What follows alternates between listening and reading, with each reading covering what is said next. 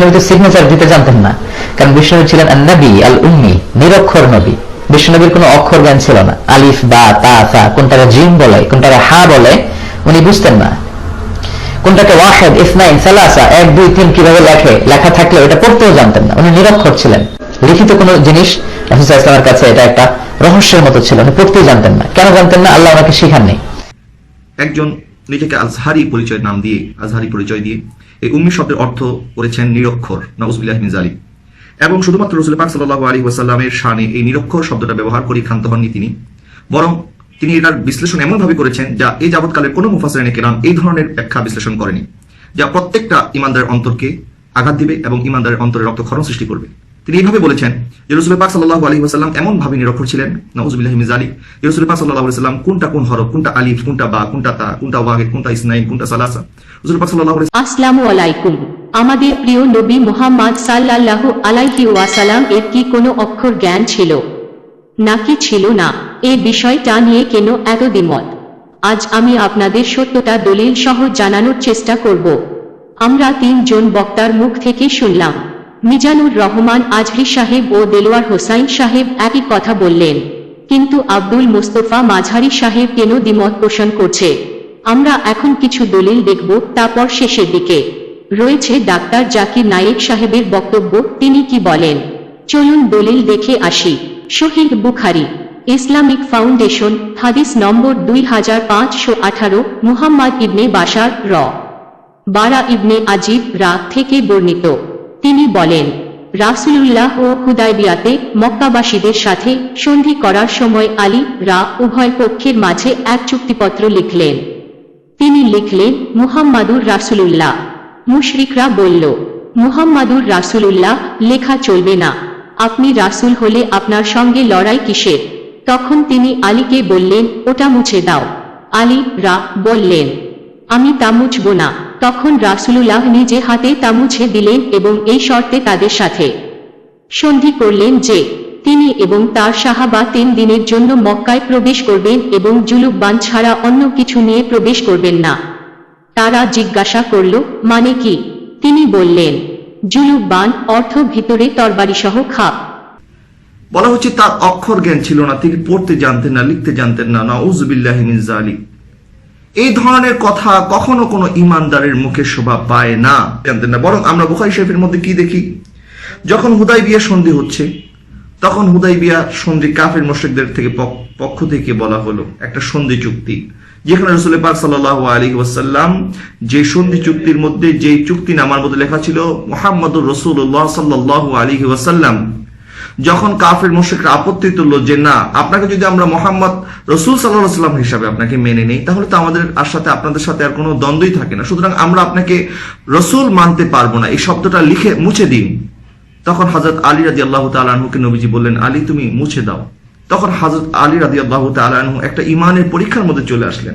তিনি বলছেন, ইয়া রাসূলুল্লাহ সাল্লাল্লাহু আলাইহি ওয়াসাল্লাম, কিভাবে আমি আপনার নাম মুছে দেব, কিভাবে আমি আপনার নামের সাথে রাসূল মুছে দেব? রাসূল পাক সাল্লাল্লাহু আলাইহি ওয়াসাল্লাম নিজে তখন সেই চুক্তিপত্রটা নিলেন এবং নবীজি সাল্লাল্লাহু আলাইহি ওয়াসাল্লাম সেই নামটা মুছলেন, নিজের নাম রাসূল সাল্লাল্লাহু আলাইহি ওয়াসাল্লাম এই শব্দটা মুছে দিলেন এবং লিখলেন, এটা মুহাম্মদ বিন আব্দুল্লাহ, ওনার পক্ষ থেকে কাফেরদের সাথে চুক্তি। বুখারী শরীফের হাদিস এবং বুখারী শরীফের কিতাবুস সালাহ, চুক্তিপত্র কিভাবে লিখতে হবে, কিভাবে সন্ধি করতে হবে, সেই শীর্ষক অধ্যায়ের মধ্যে হাদিস শরীফে এসেছে। তাহলে রাসূল পাক সাল্লাল্লাহু আলাইহি ওয়াসাল্লাম যদি অক্ষর না চিনতেন, না লিখতে পারতেন, না লিখতে জানতেন, তাহলে কিভাবে রাসূল পাক সাল্লাল্লাহু আলাইহি ওয়াসাল্লাম এটা করলেন? চলুন আরেকটা হাদিস দেখে আসি। সহিহ বুখারী, ইসলামিক ফাউন্ডেশন, হাদিস নম্বর 2519। তাহলে আপনাকে বাধা দিতাম না, তবে আপনি হলেন আব্দুল্লাহর পুত্র মুহাম্মদ। তিনি বললেন, আমি আল্লাহর রাসূল এবং আব্দুল্লাহর পুত্র মুহাম্মদ। তারপর তিনি আলীকে বললেন, রাসূলুল্লাহ শব্দটি মুছে দাও। তিনি বললেন, না, আল্লাহর কসম, আমি আপনাকে রাসূলুল্লাহ শব্দটি কখনো মুছব না। রাসূলুল্লাহ তখন চুক্তিপত্রটি নিলেন এবং লিখলেন, এই সন্ধিপত্র মুহাম্মদ ইবনে আব্দুল্লাহ সম্পন্ন করেন, খাপবদ্ধ অস্ত্র ছাড়া আর কিছু নিয়ে তিনি মক্কায় প্রবেশ করবেন না। রাসূল পাক সাল্লাল্লাহু আলাইহি সাল্লাম নিজে তখন সেই চুক্তিপত্রটা নিলেন এবং নবীজি সাল্লাল্লাহু আলাইহি সাল্লাম সেই নামটা মুছলেন, নিজের নাম রাসূল সাল্লাল্লাহু আলাইহি সাল্লাম এই শব্দটা মুছে দিলেন এবং লিখলেন এটা মুহাম্মদ বিন আব্দুল্লাহ ওনার পক্ষ থেকে কাফেরদের সাথে চুক্তি। বুখারী শরীফের হাদিস এবং বুখারী শরীফের কিতাবুস সালাহ চুক্তিপত্র কিভাবে লিখতে হবে, কিভাবে সন্ধি করতে হবে সেই শীর্ষক অধ্যায়ের মধ্যে হাদিস শরীফটা এসেছে।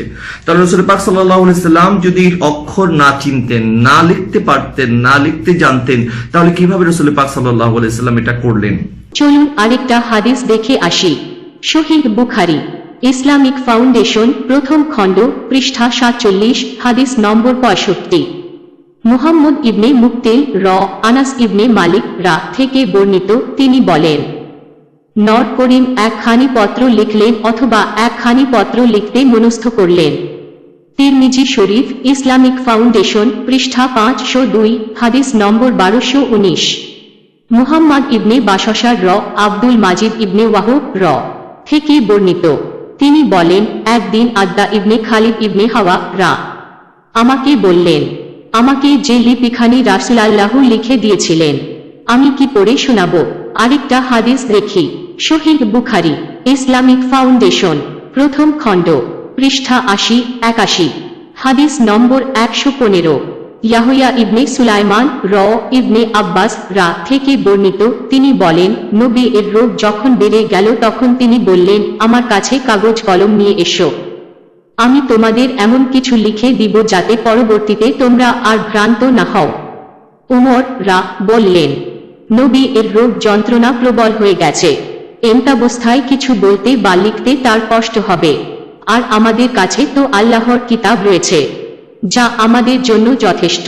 এতে সাহাবীগণের মধ্যে মতবিরোধ দেখা দিল এবং শোরগোল বেড়ে গেল। তখন রাসূলুল্লাহ বললেন, তোমরা আমার কাছ থেকে উঠে যাও, আমার কাছে ঝগড়া বিবাদ করা উচিত নয়। এ পর্যন্ত বর্ণনা করে ইবনে আব্বাস যেখানে বসে হাদিস বর্ণনা করছিলেন সেখান থেকে এক কথা বলতে বলতে বেরিয়ে এলেন যে, হায় বিপদ, সাংঘাতিক বিপদ, রাসূলুল্লাহ এবং তার লেখনীর মধ্যে যা বাঁধ সেধেছে। তাহলে রাসূল পাক সাল্লাল্লাহু আলাইহি সাল্লাম যদি অক্ষর না চিনতেন, না লিখতে পারতেন, না লিখতে জানতেন, তাহলে কিভাবে রাসূল পাক সাল্লাল্লাহু আলাইহি সাল্লাম এটা করলেন? আর রাসূল পাক সাল্লাল্লাহু আলাইহি ওয়াসাল্লামকে আজকে নিরক্ষর প্রমাণ করার জন্য যারা উঠে পড়ে লিখেছে তারা কেমন উম্মত? আল্লাহ সুবহানাহু ওয়া তাআলা ইরশাদ করছেন, আল্লাহ সুবহানাহু ওয়া তাআলা বলেন, ওয়া আল্লামাকা মা লাম তাকুন তা'লাম ওয়া কানা ফাদলুল্লাহি আলাইকা আযীমা। হে রাসূল সাল্লাল্লাহু আলাইহি ওয়াসাল্লাম, আপনি যা জানতেন না আমি আল্লাহর সমস্ত ইলম আমি আপনাকে দিয়ে দিয়েছি। তাহলে যে রাসূল পাক সাল্লাল্লাহু আলাইহি ওয়াসাল্লামকে আল্লাহ পাক সকল ইলম দিয়েছেন, তার কি ওনার কাছে কি এই আরবি 29টা হরফের ইলম আল্লাহ পাক দেননি? আরবি অক্ষর জ্ঞানের ইলম আল্লাহ সুবহানাহু ওয়া তাআলা দেননি? তাহলে এটা তো আল্লাহকে চ্যালেঞ্জ করা হচ্ছে। আল্লাহর হাবিবকে কষ্ট দেওয়া মানে আল্লাহকে কষ্ট দেওয়া। ছোট একটু ব্যাখ্যা করি আমরা, নবী আসলে নিরক্ষর ছিলেন কিনা, নবীর আক্ষরিক জ্ঞান ছিল কি না। আন-নবিয়ুল উম্মি, এটার একটা ব্যাখ্যা আমার এক ছাত্র করেছে।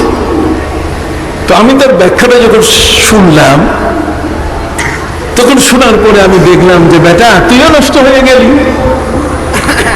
কতক্ষণ না আন-নবিয়ুল উম্মি কোরআনের মধ্যে আছে, আল্লাযীনা ইয়াজিদুনা মাকতুবান ইনদাহুম ফিত তাওরাতি ওয়াল ইনজিল ইয়াত্তাবিউনা আর-রাসূলান নাবিয়্যাল উম্মি। আন-নবিয়ুল উম্মি যদি আমরা অর্থ করি মাওয়ালা নবী, তিনি জন্ম নিয়ে মাকে পেয়েছেন, তাতে নবীর শানের উপরে, নবীর ইজ্জতের উপরে কোনো আঘাত আসে? তাহলে নবীজি মক্কায় জন্ম নিয়েছেন, নবীকে উম্মি বললে কোনো আপত্তি নাই। উম্মি শব্দের অর্থ হচ্ছে নবী, মক্কি নবী। কথা বল না। কিন্তু যখনই আমি এটাকে নিরক্ষর বলবো তখনই আপত্তি চলে আসবে যে আসলে নবীর কোনো আক্ষরিক জ্ঞান ছিল কি না। সম্মানিত শুধু ভাই না আমার আল্লাহ বলছেন, মা কুনতা তাতলু মিন ক্বাবলিহি মিন কিতাব। হে নবী, এত পূর্বে আমি আপনাকে কোনো কিতাব পড়াই নাই। আপনি কোনো কিতাব পড়েন নাই, ওয়ালা তাখুদ্দুহু বিয়ামিনিক, আর আপনার ডাইন হস্ত দিয়ে আপনি লেখেন নাই। কারণটা কি? আপনি পড়েন নাই। নবীর পড়াটা কি অন্যায় ছিল? নবীর লেখাটা কি অন্যায় ছিল? নবীর লেখাটাও অন্যায় নয়, নবীর পড়াটাও কি নয়? অন্যায় নয়। বরং নবী কি, নবী কেন এই পড়া এবং লেখা থেকে তিনি একটু দূরে থাকলেন? তার পেছনে কারণ, সামনের শব্দটা যদি দেখা যায় তাহলে কারণটা উদ্ঘাটন হয়ে যাবে। সামনের শব্দের মধ্যে আছে ইজাল্লার তাবাল মুবতিলুন, বাতিল যারা, কাফের যারা, তারা যেন সন্দেহে না পড়ে যে আপনি যেহেতু লিখতে পারেন, আপনি যেহেতু পড়তে পারেন, কাজে আপনি তৌরাত, জবুর, ইনজিলগুলো পড়ে পড়ে আপনি রাতের বেলায় লিখে এটাকে কোরআন হিসেবে উপস্থিত করছেন। নবী করিম সাল্লাল্লাহু আলাইহি ওয়াসাল্লাম নিরক্ষর ছিলেন, মাআযাল্লাহ। এই কথা বলছে এই সেই বক্তায়, ওই বক্তায়, বুঝলেন? এই আপদ গজব যা হইতেছে ওই এক বক্তা দিয়ে। আল্লাহ রাসূল সাল্লাল্লাহু আলাইহি ওয়াসাল্লাম আল্লাহ কোরআনে উম্মি বলেছেন। উম্মি অর্থ নিরক্ষর নেওয়া যাবে না, বুঝলেন? আল্লাহ রাসূল মুহাম্মদ সাল্লাল্লাহু আলাইহি ওয়াসাল্লাম হযরত আমিনা নূরময় রহম থেকে তাশরীফ নিয়ে আসার পর কোন মানুষের কাছে একটি অক্ষর শিখেন নাই, সরাসরি ওনাকে শিখিয়েছেন আল্লাহ তাআলা। এই জন্য রাসূলুল্লাহকে উম্মি বলা হয়েছে। আল্লাহ রাসূল মুহাম্মদ সাল্লাল্লাহু আলাইহি ওয়াসাল্লামের মাওলিদ বা জন্মস্থান মক্কা, মক্কাকে আল্লাহ কোরআনে বলেছেন উম্মুল কুরা। এই জন্য নবী মুহাম্মদ সাল্লাল্লাহু আলাইহি ওয়াসাল্লামকে আল্লাহ উম্মি বলেছেন, আর কুরাইশদেরকে উম্মিয়িন বলেছেন। কিন্তু উম্মি শব্দের অর্থ নিরক্ষর নেওয়া যাবে না। নিরক্ষর ইলেটারে মূর্খ, সমার্থক, এবং এটা এক প্রকার গালি ও মানুষের মান মর্যাদা খাটো করে। আল্লাহ রাসূলের মান মর্যাদা খাটো করে এইরকম কোন শব্দ রাসূলুল্লাহর সামনে ব্যবহার করা বেয়াদবি। তোমার আমার বেয়াদবি কুফর হয় না, কিন্তু রাসূলুল্লাহর সামনে বেয়াদবিটাই কুফর। একটা যুক্তি দেখিয়েছিলাম যে নবীজি সাল্লাল্লাহু আলাইহি সাল্লাম ছিলেন উম্মি। আল্লাহ পবিত্র কোরআনে বলেছেন, সূরা আনকাবুতের 48 নম্বর আয়াতে উল্লেখ করা হয়েছে যে আমি সর্বশেষ নবীকে পাঠিয়েছি নিরক্ষর, যাতে করে মিথ্যাচারীরা কোন রকম সন্দেহ পোষণ না করে। এটা অবশ্যই মানবেন। একজন নিরক্ষর, অন্যজন পড়তে পারে, নিরক্ষরের জন্য কাজটা কঠিন, এটা অবশ্যই মানবেন। কি বলেন? আরো কঠিন কঠিন হবে। আর যে লোক পড়তে পারে তার পক্ষে নকল করা সহজ কাজ। সে পড়তেও পারে, শুনতেও পারে। যে মানুষটা নিরক্ষর সে শুধু শুনতে পারে, তাহলে তর্কের খাতিরে অন্তত পক্ষে এটুকু মেনে নেবেন কাজটা কঠিন, এটা মানেন? ভালো, মাশাআল্লাহ। তাহলে আমি এই পয়েন্টগুলো বলেছিলাম, এটা একমাত্র পয়েন্ট না, অনেকগুলো পয়েন্টের মধ্যে এটা হচ্ছে একটা। এরপর আরো পয়েন্ট আছে। ধন্যবাদ সবাইকে। এরকম দলিল সহ ভিডিও পেতে চ্যানেলটি সাবস্ক্রাইব করে পাশে থাকুন। খোদা হাফেজ।